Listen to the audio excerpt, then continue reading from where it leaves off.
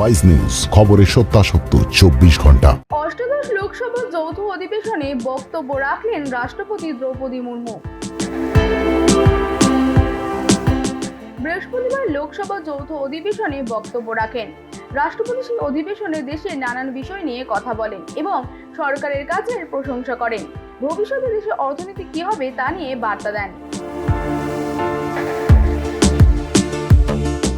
মুর্মু বলেন, আসন্ন কেন্দ্রীয় বাজেট দেশের ভবিষ্যতে দিশা দেখাবে।